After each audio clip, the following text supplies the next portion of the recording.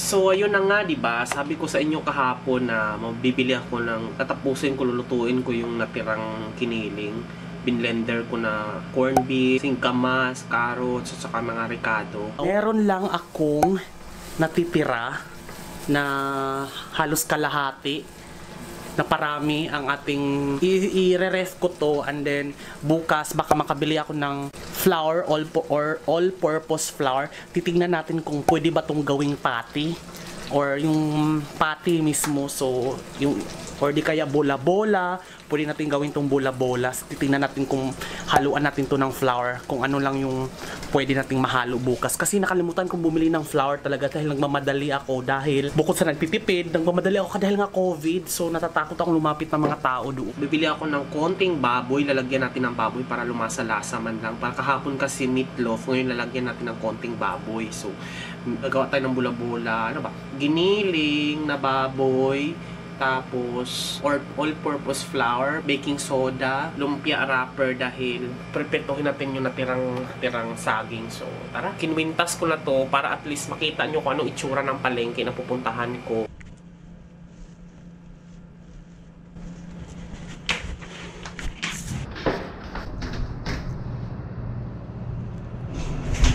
Bawal lumabas ng walang mask sa publiko ng Mandaluyong.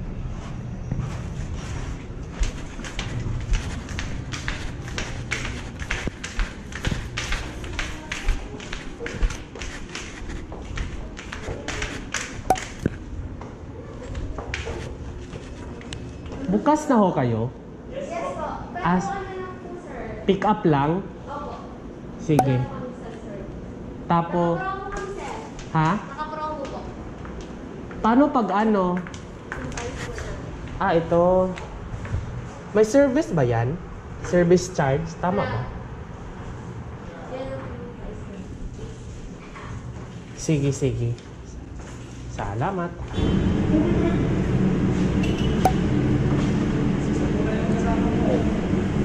Salamat.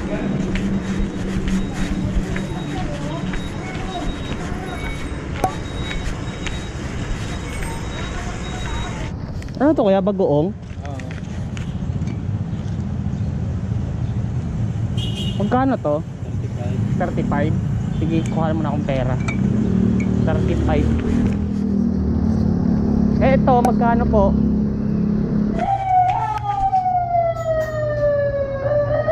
Nilaga. Nilaga po ba? Magkano po? Isang nilaga po.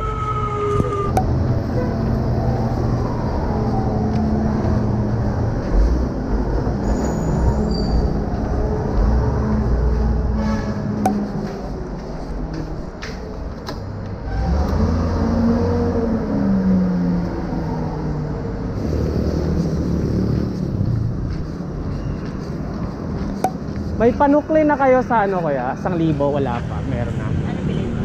Isa nito tsaka isang bagoong. Ito, 40. Isang mangga tsaka isang bagoong. Sige, ko kahit ano. Basta hilaw. Magkano sa munggo? 30? Ito, 30.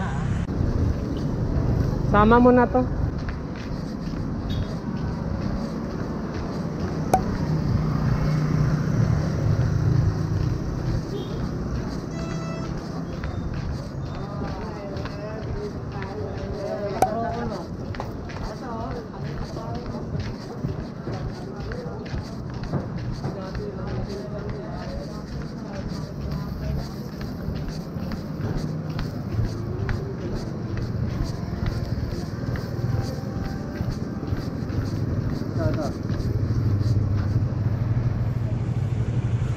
Bukas po kayo, sir, eh. Namalingkin na kayo kahapon, di ba? Oo. Ano ba? O bukas naman kayo. OLMN. Ito yun ngayon, eh. Sige, sige. Bukas naman kayo. Effective pa pala yan? Sige. May ano kayo? Powder na ano? Gata? Tsaka all-purpose flour. Maliit lang. Wala. Gaw-gaw. Wala rin. Wala na pa namang ano dito. Sige, yan na lang. So yun na nga guys, ngayon araw na ito ay Miyerkules. Hindi ako nakapasok ng palengke, hindi ako pinapapasok. Dahil nga ngayon ay Miyerkules, or Buda ako, O.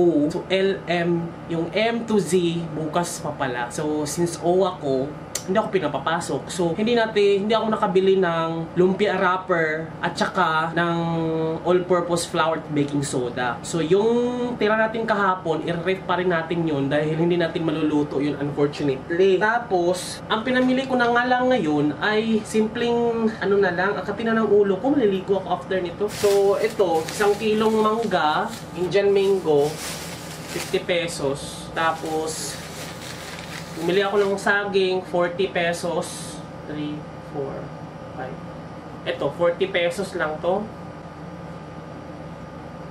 Paano yan? Piprituhin ko na lang siya. Pang merienda. Wala. Gagawa sana ko ng turon or di kaya ng yung parang pamaypa, yung igagano sa lalagyan ng harina. Kasi wala nga, hindi ako pinapapasok ng palengke. So, hindi na, tapos buti na lang sa labas, sa may bukana, nakabili ako ng gata. Yung gata, complete recipe mix. So, pang gata siya, gata powder. Iano ko na lang to. Ihahalo ko siya sa kinilaw. Magkikinilaw na lang tayo guys ngayon. So, yung tuna ko na nabili kahapon, kikilawin na lang natin at tapos piprituhin natin yung ating saging para mayroon tayong pamerienda. Tapos, di pa ako nakapagsaing. Magsasaing na rin ako. Pero, gagawa muna tayo ng kilawin. Lumiit siya, 10 piso. Kangkong. 35 pesos bagoong. 30 pesos munggo. So, hahatiin na lang natin to, kinilaw, tapos yung isa, gagataan natin to. So, yan. So, ngayon, magkikinilaw na tayo. So, ngayon, what time is it? It's 7:39 a.m. 7:39 na. So, unfortunately, hindi ako pinapasok dahil O ako or Buda. So, ang M to Z, bukas pa kasi kahapon, kakapamalengke ko lang. So, hindi pa rin pala talaga natigil yung alphabet na designation. Hindi ka pwede pala talaga bumili sa palengke ng araw-araw.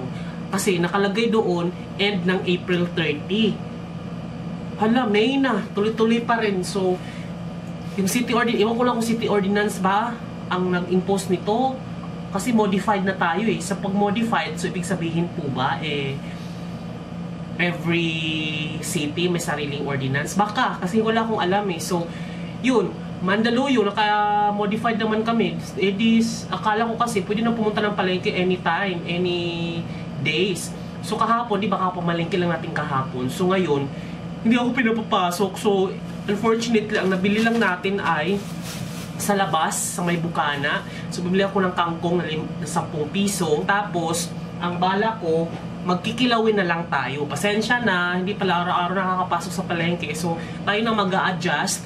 Huwag na tayong magreklamo dahil hindi naman para sa kanila yun na hindi sila nagpapasok sa palengke. Wala namang mawawala, wala namang sila makukuha. So, as for me, para naman sa atin yun. So, susunod na lang ako. Hindi na lang ako nagwarla doon.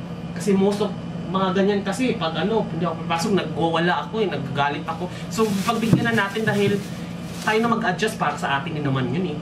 So, ang bala ko ngayon ay gagawa tayo ng, itutuloy na lang natin yung kinilaw. So, ang ingredients natin ay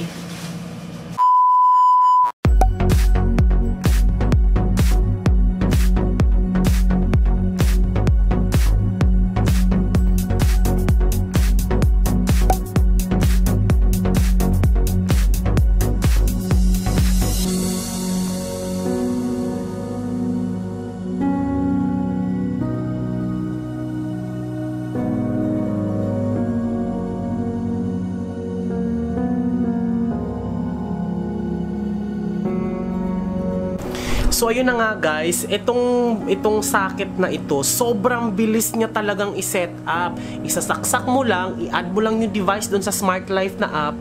Ayan, gumana na siya. Pero itong bumbilya na iba-iba ang kulay, ang hirap niya talaga i-set up kasi third party app siya, tsaka mo siya i-connect sa Google Assistant. So, nahirapan ko pong i-connect silang dalawa. Pero na-set up ko na to doon sa mismo nilang sariling app.